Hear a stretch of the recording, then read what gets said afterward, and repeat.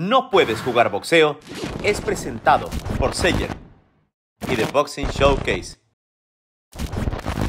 Hola mi querida familia de No Puedes Jugar Boxeo, nuevamente con los doctores Miriam Hernández y Gustavo Orozco, hablando de un tema que sin duda es fuerte, ríspido, pero es verdadero. El boxeo es un deporte de contacto, el boxeo es un deporte que implica riesgos, como lo implica el automovilismo, como lo implica la tauromaquia y la NFL, entre otros deportes. Con este, pequeño preámbulo de lo que vamos a hablar, saludo a Miriam y a Gustavo allá en Guadalajara. Qué gusto saludarles y verles bien, y en un tema que seguramente hará mucho eco, pero hay que abordarlo. El boxeo sin duda es un deporte de contacto y tiene sus riesgos. ¿Cómo están? Correcto, muy bien, muchas gracias. Un gusto saludarte. Bueno, los boxeadores, al igual que los jugadores de fútbol americano, como algunos otros deportes como el hockey, tienen muchas lesiones craneoencefálicas. Y entonces pensamos que cuando el deportista se levanta y aparentemente está bien, no hay ninguna complicación. Sin embargo, ya estudios desde hace algún tiempo, recuerdo muy bien a Julian Bales, que es un neurocirujano amigo mío que hace 12 años en un congreso internacional de inflamación celular, que es el área que yo abordo, encontró que los jugadores de fútbol americano tenían complicaciones a largo plazo.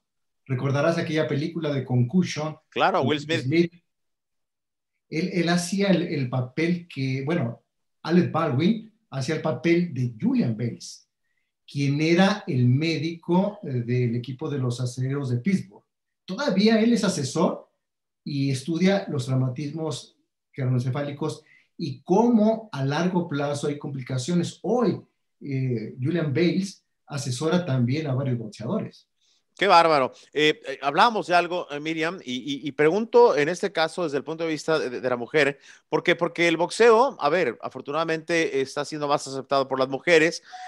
Sin embargo, había un mito o realidad, según tú lo veas, de que la mujer no se acercaba mucho al boxeo porque era muy violento. Sin embargo, hoy ha ido evolucionando. A ver, la violencia, bueno, está implícita. Pero ¿tú crees que hoy día, a pesar de que es un deporte de contacto y con la participación de tantas mujeres a nivel profesional y a nivel estelar, ¿tú crees que la mujer se ha acercado más a este deporte? Sí, definitivamente. Definitivamente se ha abierto muchísimo más y ha tenido más aceptación. Cierto que hace muchísimos años pues se tenía la creencia de que solamente era para los varones, ¿no? Claro. Cero para el sexo femenino, pero sí, me encanta la idea de que ya ha tenido mucho más aceptación. Completamente de acuerdo con ustedes. A ver, decía Jack el Destripador, seguramente vámonos por partes, creo que era lo que decía. Quiero arrancar con esto. Entiendo que es un deporte de contacto, entiendo que es el deporte que no se puede jugar, y además hay un estudio muy profundo que hizo ESPN comparando todos los deportes, y el más complicado, el deporte más difícil es el boxeo. Gustavo, hablando de los peligros del boxeo, ¿qué tanto se exagera? Porque, por ejemplo, Suecia prohibió el boxeo en su momento. ¿Qué tan exagerado puede resultar todo lo que se habla mal en torno al boxeo, o qué tan cierto es? Es una posición difícil porque amamos el boxeo, pero hay que hablar las cosas como son. Bueno, fíjate que lo que sucede es que hay muchos deportes de contacto. Repito, el hockey, por ejemplo, se ha encontrado que los corredores de carreras de caballos también tienen muchas lesiones al caer. Claro. Y los jugadores de hockey es otro ejemplo. Pero a diferencia de la NFL, el boxeo tiene pocos estudios científicos al respecto. Y el problema que hay en el boxeo es la pobre nutrición. Mira, no nos dejará mentir. Es antes de pelear, es el estatus y la oportunidad de incidir para que el impacto de los golpes y la inflamación cerebral que ocasiona aguda y crónica se minimice. Y es allí donde hay un estudio ahorita que está corriendo en Las Vegas. Ahora tú que vas a tener la oportunidad de estar allá, quizá hagamos algo con algunos colegas neurocirujanos. Hay un centro de investigación sobre la función cerebral en la Cleveland Clinic, y hay un área que se llama Lou Rubro, que yo tengo comunicación con ellos, donde están estudiando, llevan 9 años estudiando todo pugilista, otros deportes de contacto, para investigar los cambios a nivel cerebral con resonancias, pero con muchísimos boxeadores y con una gran cantidad de seguimiento. Pero lo que hemos encontrado, lo que yo he platicado con ellos, que los estudios de sangre como el que tú te has realizado de inflamación celular es el mejor predictor si está en condiciones de tolerar una pelea. Fíjate que hay unos factores muy importantes que yo creo que tú estarás de acuerdo, es el número de peleas, a qué edad debutó, cuántos knockouts ha tenido en contra, si el sparring, si con sparring ha tenido alguna complicación de contusión o conmoción cerebral. Así que hay unos parámetros que supone que la Comisión de Las Vegas, en Nevada, tiene que hacer a través de un iPad un cuestionario para decir si alguien puede subir o no, pero creo que no lo aplica. A ver, es que está interesantísimo lo que dices, porque esto me lleva a platicarles y preguntarles esto, y se la pregunto a los dos. A ver, si uno se pone a pensar en viajar en avión o en viajar en auto, la gente dice, no, es mucho más seguro viajar en auto, y es una mentira total. Creo que pasa lo mismo con el boxeo. Al boxeo se le ve como el avión, el accidente del avión, que entiendo que, bueno, no se salva prácticamente nadie de un accidente en un avión, pero eventualmente hay más accidentes manejando en carretera. Entonces, no se sataniza, y arranco primero con Miriam, no se sataniza mucho al boxeo, porque literalmente es subirse a dar de golpes con técnica, con reglas, sí, pero no se sataniza al boxeo, Miriam, y ahorita me la respondes, por favor, Gustavo. Sí, aquí realmente hay mucho mito porque el mismo riesgo tienen los jugadores de fútbol americano, como bien decías. Entonces, ¿por qué pensar en que el avión es muy peligroso y el auto no tanto? Y tienen el mismo alcance, el mismo potencial, el mismo riesgo. Hay muchísimos otros deportes, también lo comentaba Gustavo con lo de la equitación, carreras de caballos, donde una Miriam, la patineta. Bueno, así de sencillo. La patineta, por decir algo, ¿no? Claro. Una motocicleta, por ejemplo. Exacto. Piensan que no, pero pues simple y sencillamente puedes perder la vida, ¿sí? Entonces, se ha satanizado, pero no. El riesgo existe en cualquier deporte, en realidad. A ver, me encanta cómo lo dices. Gustavo, querido, háblame, por favor, y como diría Alejandro Sanz, con el corazón partido, háblame desde ese fan de Hueso Colorado, ese hardcore fan de boxeo, pero también desde uno de los especialistas más importantes a nivel mundial, y te pongo en una postura difícil, pero háblame, por favor, y comparemos un poco lo que atinadamente Miriam trae a la mesa, los riesgos reales del boxeo. O sea, es tan satánico, pues, como lo pintan algunos lugares. Insisto, en España, Gustavo, puedes ver toros. O sea, no importa que maten a un toro sin pedirle permiso, pero boxeo no. Eso es una hipocresía para mí, pero te escucho. Oye, mira, el boxeo a veces es un deporte apasionante que implica no solamente dar golpes, sino saberse defender. Entre menos golpes recibas, es todo un arte lograr esto, la preparación que tiene un boxeador en cuanto a condición física, nutrición y otros aspectos, está mucho mejor que una persona que está caminando, como dices tú, en una patineta, o que está, los primeros casos que hubo para estudiar este fenómeno de confusión, de conmoción cerebral, que es el término correcto, sucedió en los jugadores que hacen patinaje sobre ruedas. Y compararon con los accidentes que había en la gente común que estaba en un parque, entre los niños. Wow. Y encontraron que había 400% más lesiones en los niños que jugaban en la calle que los que competían en patinaje sobre ruedas. Ahí igualmente sucede con el boxeo. Creo que por la forma explícita del golpeo directamente a la cabeza, se sataniza al boxeo. Creo que hay muchas cosas por mejorar, pero hay muchos otros deportes y en la vida cotidiana que tienen igual o más riesgo para él. No cabe duda que tenemos química, señores, pero antes de continuar, y digo química porque me llevaste algo, esta me la compré en Guadalajara, la capital del mundo, el ombligo del universo, sí.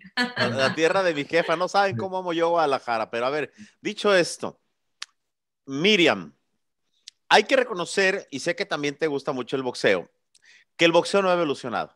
A ver, la NFL, yo recuerdo a Roger Staubach, a Tony Dorsett, Preston Pearson, Drew Pearson, Tony Hill, Randy White, Tuttle Jones, Harvey Martin. A ver, Te hablo de esos años maravillosos de la NFL con el Capitán América al frente, el gran Roger Staubach, Tom Landry dirigiendo. Y yo recuerdo que en aquellos tiempos lo que se conoce en el fútbol americano como el pijazo, que es dar el cascazo de frente, era permitido. Y lo mismo, quiero que me la conteste después, Gustavo, pero como dicen los cánones, siempre primero las damas. Miriam, el boxeo no evoluciona. A ver, la NFL hoy no permite los pijazos, no permite las tacleadas, si no te castigan y hasta te pueden suspender de la liga. ¿Estás de acuerdo conmigo, Miriam, que el boxeo es obsoleto en el tema de prevención, de reglas? Y como lo hemos dicho, en el boxeo cualquiera puede ser cualquiera, porque el boxeo tiene mucho desorden todavía. Sí, definitivamente lo comentamos la ocasión anterior, que necesitan hacer nuevos lineamientos, nuevos reglamentos. Sí estoy de acuerdo que es obsoleto. No tienen el debido cuidado, la prevención, la atención de que ese boxeador realmente pueda llegar a estabilizar su nivel, pero no solamente en una sola competencia, sino todo el tiempo. Claro. Y su vida es valiosa, ¿no? Hablábamos de que, ¿qué importa? Que llegue al peso ideal y al cualquier precio. Eso no debería de ser. Por favor, ya deberíamos de estar listos y esperando nuevas reglas, nuevas oportunidades para mejorar y hacer que se destaquen realmente a nivel profesional, por supuesto, pero también en su vida personal, el día a día. Gustavo, Miriam nos lleva con esa respuesta a un terreno maravilloso. Lo más riesgoso del boxeo no es la pelea, Gustavo, es el sparring. Y Miriam dice, es obsoleto. Y es obsoleto entender que todavía hay entrenadores, y lo digo con respeto, que hacen una cantidad de rounds de sparrings bestiales. El boxeador, y que me duele, ustedes saben lo que amo el boxeo, lo que es para mí, pero hay que decirlo, muchas veces con tanto desgaste inhumano, cruel en ocasiones en sparring, el boxeador ya llega lastimado. Y fíjate que la persona que está dirigiendo, el neurocientífico de Las Vegas, de este centro de investigación sobre salud cerebral, y que está conduciendo este estudio de miles de deportistas en todo el mundo, principalmente pugilistas, hablaba que el factor más importante, son dos factores más importantes, es a qué edad comenzó a boxear, y la otra es el tiempo que dedica para practicar con sparring, porque son las lesiones que son donde no hay conmoción inicial, pero hay un traumatismo crónico, que llamamos conmoción crónica asintomática aparentemente. Permíteme hacer una pausa ahí, un paréntesis. Si uno revisa el mundo del boxeo, y voy a hablar de Cuba, hay cubanos que llegan al profesionalismo, a ver, cuando pueden salir de esta dictadura espantosa, pero llegan al profesionalismo con 300, 400, 500 peleas y amateur, claro. Y no solo eso, son peleadores, son púgiles, son guerreros que empezaron su caminar en los golpes a los 5 o 6 años. Entonces, imagínate o imagínense, y a la gente que nos ve, un chamaco que empezó a los 8 años a pegarse en el ring, que llega con 400 peleas amateur. La pregunta es, Cuba no creo que tenga un sistema muy de mucho cuidado en lo previo, ni México, ni muchos países, inclusive ni Estados Unidos, ¿eh? Sí, así es. El número clave es 12 años. Si es menor de 12 años, tienen mucho más riesgo de lesión cerebral crónica, como le pasó a Muhammad Ali, que tuvo esta encefalopatía traumática crónica, que es una combinación de alteraciones de la memoria, Parkinson, comportamiento violento, ansiedad, depresión, fatiga, y es la edad temprana es uno de los principales marcadores. Así que conocemos ahora en Europa Oriental también, que tienen muchísimas peleas amateurs antes de llegar al profesionalismo. Así creo que la nutrición es el factor más importante para lograr llegar con una inflamación crónica silenciosa, más baja, para que cuando llegue la inflamación aguda, el impacto sea menor. Esos estudios yo lo he hecho en animales, hemos trabajado en neurociencias como internista y cardiólogo aquí en Guadalajara, estudiando a los ratones que tomaban ciertas grasas benéficas el impacto de un microtrauma con un aparato que es muy cruel, la medicina, a veces experimentalmente, que la llamamos ratones golpeando con una palanca metálica crónicamente, suavemente, pero crónicamente. Al sacrificar los animales, si esos tomaban grasas, omega 3, que va a platicar Miriam, crónicamente el impacto sobre la masa cerebral era mucho menor. Uf, a ver, Miriam, la pregunta, quizá un tanto ignorante de mi parte, a ver, es con jiribilla. Sí. ¿El cerebro se alimenta? ¿Una buena alimentación te puede prevenir ciertas cosas? A ver, y lo pregunto de esta manera porque a mí me gusta la gente darle la comida desmenuzada. No me gusta que la gente tenga la pechuga y la pata del pollo con hueso. No, desmenuzada, sin ningún gordito, sin ningún nervio. Pregunto, ¿se puede alimentar el cerebro? Inclusive, ¿se puede alimentar el cerebro en boxeo de manera preventiva? No se puede, se debe. Se Me encanta, debe se debe. ¿Sí? Se debe. Y efectivamente, se puede nutrir, no solo de cierto tipo de alimentos, pero en este caso lo que puede ayudar muchísimo para evitar una inflamación mucho más grave son las grasas. Aguántame ahí. Aguántame ahí. ¿Qué tan grave es la inflamación que yo, gracias a Dios, y lo digo y los pongo siempre en oración y les agradezco enormemente, me enseñaron lo grave que es la inflamación, Miriam, Gustavo, y cuando tuve COVID, eso pudo haberme llevado a la muerte. Pero a ver, Miriam, te ruego, describe lo grave que es estar inflamado. No una muela, por dentro, que tu organismo esté inflamado. Es que estamos hablando de una inflamación que es asintomática. Exacto. Donde tú dices, bueno, pero si estoy perfecto, hago mucho ejercicio, me alimento sanamente, sí, pero yo creo que lo importante aquí es demostrarlo, ¿no? Claro que hay un análisis laboratorial donde se puede demostrar si esa inflamación que es a nivel celular y que muchísima gente desconoce, nos compruebe si efectivamente lo que estás haciendo ha servido y estás en la línea de la prevención, si vas por ese camino.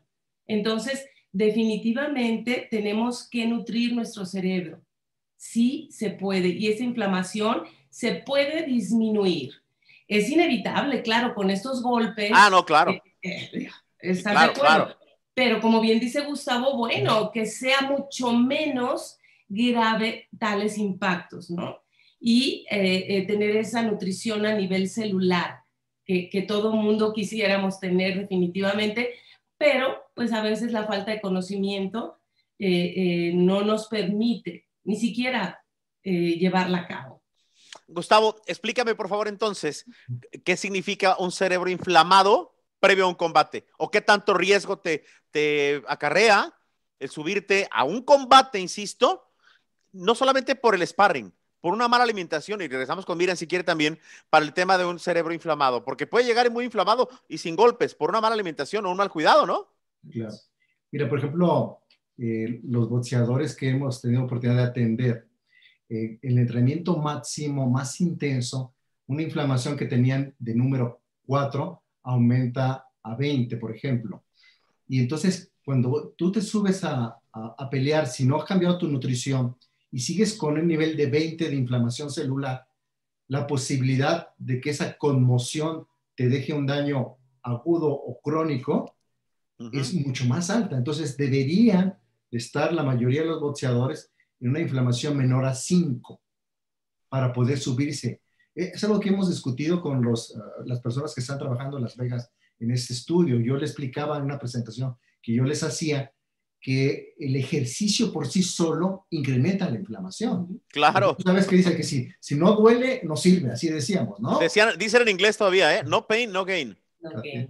Entonces, el estatus de inflamación crónica antes de subirse al cuadrilátero es fundamental. Un solo cuestionario con las buenas intenciones que tienen algunos neurocientíficos en Nevada, por ejemplo, no es suficiente. Nos da una idea, a quién le puede ir mal. Claro. Por ejemplo, dices, bueno, es que tuviste, por ejemplo, el otro es la frecuencia de peleas. Ahora, no es igual que Canelo pelee 4 veces al año, aquí un boxeador en cualquier plaza pequeña en nuestro país o en otros países tenga que pelear más frecuentemente y súbitamente digan, súbete al ring, porque las posibilidades de complicaciones son mayores. Hay otras cuestiones técnicas que quizá quisiera agregar más adelante es el estilo de pelea del que recibe los golpes, pero sobre todo el estilo de pelea del contrincante tiene mucho que ver con la posibilidad de conmoción cerebral. A ver, entonces, espérame, aguántame ahí, antes de ir con Miriam, y seguramente Miriam también va a querer opinar en esto. Vamos a hablar, por ejemplo, de un Travieso Arce comparado con un Canelo. Un Travieso Arce, a ver, la gente que obviamente no es ni su familiar, no es su hijo, y no es su esposo, no es su marido, no les importa. Que vaya y se destroce la vida el Travieso, que lo hizo con corazón, que enorgullece, que México se puso en alto y demás. Pero la gente prefiere ese tipo de boxeo. Y tenemos a un Canelo, que Marco Antonio Barrera me dice, Ernesto, es que es imposible salir limpio en un round. Canelo sale limpio en 12 rounds. Entonces, ¿cómo mediamos el espectáculo? Porque es espectáculo el boxeo, pero también la salud. Sí me explico, Miriam, Gustavo, el tema de esos dos estilos y cómo puede acabar en distinta manera los boxeadores. Afortunadamente el Travieso está bien, pero vaya que recibió castigo. Zaragoza, Olivares, o sea, ¿no? Fíjate que Julian Bales, el neurocientífico que te hablaba, que estudió a los jugadores de la NFL, tiene un centro para deportistas retirados de todos los deportes. Y él, platicando con él recientemente, me decía que tenía más pugilistas, expugilistas, que de la NFL con daño cerebral. Quiere decir que esto incrementa después de los 50 años, si fuiste boxeador retirado, que empiezan a aparecer las manifestaciones. Entonces, es muy importante el estilo de pelea. Por ejemplo, la defensa que tiene Canelo Álvarez, sobre todo recientemente, que lo tenía desde muy pequeño, aquí en Guadalajara lo veíamos, es que desde muy temprano tenía un juego de cintura y el movimiento del cuello para esquivar los golpes. No es igual que te golpeen a rozón, que te agarren con todo. Por ejemplo, un gancho de izquierda a derecha es mucho más frecuente el daño de conmoción cerebral que con un jab. Es totalmente diferente. El uppercut y el gancho, sí, claro, izquierda a derecha, el uppercut cuando da al mentón, es el que ocasiona más daño. ¿Por qué? Porque el boxeador tiende a rotar la cabeza y donde el cuello está fijo. Y eso ya se estudió por anatomopatología, que deja pequeños desgarros en diferentes zonas del cerebro, principalmente de la memoria, de la coordinación y del estado de ánimo. Así que es muy importante la defensa para evitar las lesiones severas de conmoción cerebral. Exacto. A ver, Miriam, uno de los boxeadores más odiados de la historia es Floyd Mayweather Jr. Tiene $1,000 millones, los presume, alardea, pero dijo una cuestión muy, muy sabia. A ver, critíquenme lo que les dé la gana, pero yo siempre preferí mi integridad física, hice mucho dinero, pero yo quería ese dinero disfrutarlo. O sea, fíjense lo que dice Mayweather. Y, por ejemplo, ha habido boxeadores como Guillermo el Chacal Rigondó, que ha sido también muy criticado, que no se faja, que no se entrega, que literalmente no se entrega en una carnicería. Pero no sé, Miriam, y te pregunto desde el lado de mujer, por favor, Miriam. No deberíamos ser más empáticos, más solidarios en el sentimiento, pensar que el boxeador pudiera ser, a ver, en este caso no mi marido, en el caso tuyo sí, o que pudiera ser no sé, mi hermano, pero no sé, vemos al boxeador como pues, que lo maten a golpes, al cabo no es mi familia. Sí, mira, ahorita dijiste que pensara en lo que comentabas de los toros.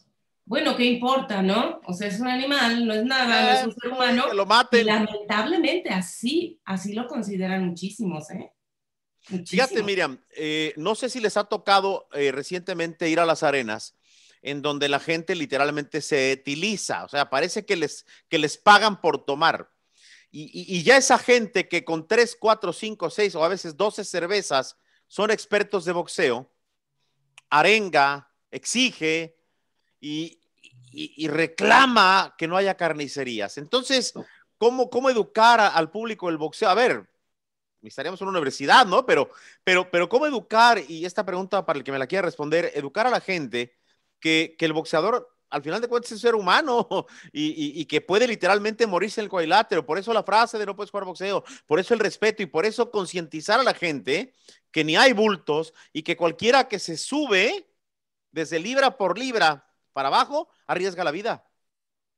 Yo creo que es respetable definitivamente que tome la decisión de boxear, pero insistimos mucho desde el momento en que consideren hacerlo a la edad que ellos gusten, así sea una temprana edad, cuidarse, cuidarse, cuidar su alimentación, cuidar su nivel de inflamación celular, como lo estamos platicando en esta ocasión, ¿sí? Porque bien son seres humanos. Y la idea es que comiencen aquí, y yo sigo insistiendo, que persistan mucho más allá de una posible competencia o de un triunfo posterior, ¿no? Es mantener esa línea estable en su verdadera salud y bienestar, como un ser humano que definitivamente es. Completamente. Es que, y fíjate, Gustavo, ¿cómo le hacemos entender a la gente que si bien nos encantan los tirotes, ¿no? Al estilo mexicano y todo, pero que finalmente la gente debería leer un poco en torno al boxeo? Yo creo que la NFL,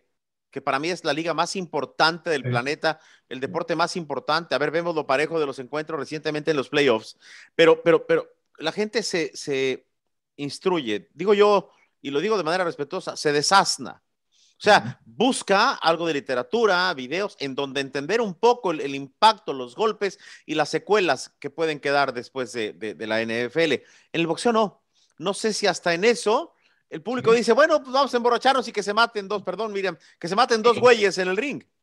Sí, fíjate que algo que hacen otras ligas es formar una universidad del deporte, por ejemplo. Debería haber una universidad del boxeo y creo que los consejos, los Mundial de Boxeo o cualquier otra asociación deberían de dar congresos sobre boxeo donde tengan acceso al público para que puedan instruirte en esto, no solamente para los pugilistas, por los entrenadores, sino al público en general. En otros deportes tienen ciertos días de su reunión anual, para que el público en general escuche las actualizaciones sobre el deporte que estamos hablando, en este caso el boxeo. Entonces es fundamental, y lo que tú haces en este canal desde hace algún tiempo es instructivo. ¿Sí? A final de cuentas, la gente debería tomar esto no solamente como un pasatiempo, sino como algo que se tiene uno que preparar y llevas una información valiosísima. Es como una educación, es como si fuera una universidad del boxeo, esto que estás haciendo. Completamente. Vamos a cerrar el programa que quisiera que durara horas y horas, pero hay que dejar picada a la gente. Dicen que hasta la belleza cansa, decía José José en una canción bellísima de aquel álbum de 1984, Secretos, sí, que por cierto fue el favorito de mi padre. A ver, Miriam y Gustavo, en ese orden quisiera rogarles que hagamos esto. ¿Qué propone Miriam desde su expertise de manera preventiva en el boxeo? Y además, no solamente la propuesta, ¿qué eliminaría Miriam del boxeo? A ver, evitando lesiones, obviamente, ¿no? Buscando el evitar lesiones cerebrales, que es el tema de hoy. Claro. Desde el punto de vista nutricional, es muy importante que considere el consumo de grasas, como te lo dije en un principio. La falta de conocimiento, ¿cuáles? ¿No? Mucha gente también hace muchos sistemas nutricionales de, es que cero grasas. Lo platicamos, espérame, necesitamos de todo. Aquí la falta de información es que sepan que existen grasas benéficas, incluso que decíamos, es para nutrir tu cerebro. Y aparte de nutrirlo, evitar complicaciones mucho mayores, en este caso en el boxeo. ¿Cómo qué tipo de grasas? Hay dos tipos. Mira, son el omega 3, ¿sí? Que viene de dos fuentes, que luego podemos tener todo un tema de origen animal, para consumo humano, definitivamente que es aceite de pescado ultra refinado. Eso es lo que nosotros sugerimos. Eso puede ayudar a evitar una inflamación mayor. Tenemos que evitar otro tipo de grasas que son omega 6. Y muy sencillo, ¿dónde encontramos esas omega 6? En todos los aceites vegetales con los que cocinamos. Y mira que en América Latina todo es frito, ¿no? De repente es delicioso, pero son los aceites que se utilizan, que se usan para eso, cocinar esos alimentos. Y no solo una vez, sino que lo fríen y lo usan y otra vez lo queman y otra vez lo queman. Dicen, entonces, entre más veces lo recicles, más sabroso, ¿no? Sí, es un dicho de Fritangolandia. Sí. Entonces, hay que evitar ese tipo de grasas. También una parte de esas grasas que no son tan favorables son las vísceras de los animales. Entonces, eso también va a provocar una inflamación a nivel celular. Y Por otro lado, aunado al omega 3, sí, aceite de pescado para consumo humano, yo sugeriría que consumieran las grasas monoinsaturadas, que tú ya bien sabes, como que aguacate, aceite de oliva, las almendras, cacahuates, pistaches, así de sencillo. Ah, bien. Y siempre los tengo. Sabes. Sí. Entonces, es algo tan sencillo y el consumo de ese tipo de grasas van a ayudar muchísimo, muchísimo a una mejor y verdadera nutrición cerebral. Antes de ir con Gustavo, ¿qué erradicaría Miriam del boxeo? Preventivamente hablando, en el tema de lesiones cerebrales. ¿Qué erradicarías tú? ¿O qué dirías? ¿Sabes qué? Hay que obligar al boxeador a hacer esto de manera preventiva. ¿O qué quitarías? No sé, como tú lo quieras contestar. ¿Qué quitaría? Mira, muchísimos reglamentos que decimos ya son obsoletos. Sí. Yo creo que empezaríamos por eso. Es definitivo. Nuevas reglas, nuevos cuidados. No consideran al boxeador, incluso como decías tú, como un ser humano. Entonces, ese reglamento, reformarlo, no sé, lo quitaría. Me gusta. Bueno, la misma cuestión, la misma pregunta para Gustavo, las dos. Bueno, la de el tema de prevención y qué quitarías. Bueno, lo primero que quitaría, voy a empezar al revés. Venga. Creo que algo que está sucediendo últimamente es la intervención del juez, ¿no? El referee quizás alentado por el público. Fíjate que a veces no nos ponemos a pensar que el referee también se sugestiona porque lo que escucha en la arena. Bueno. Y entonces él deja al boxeador que ya está lastimado, lo permite continuar y lo masacra más y más daño cerebral. Es que, ¿sabes qué? Aquí hay criterio. Entonces, como el referee no siente los golpes, dice, no, bueno, está bien o está mal. Y muchas veces también, pero ojo, Gustavo, y aquí me extiendo un poquito contigo, el boxeador es el único atleta que va a decir, aunque se le esté cayendo el ojo, dice, quiero más. En el fútbol los medio tocan y se dan 300 vueltas y lloriquean. El boxeador es el único que con tal de darle algo a su familia, legado o lo que sea, no se va a rajar.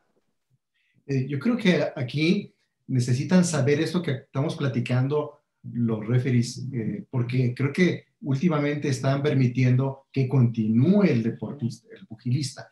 Es lo primero que yo quitar. Y la otra cosa que yo pediría es que todo boxeador consuma por lo menos 1 gramo de omega 3 derivado del pescado, de buena calidad, 1 gramo diario, por lo menos desde que comienzan, desde pequeños, a boxear.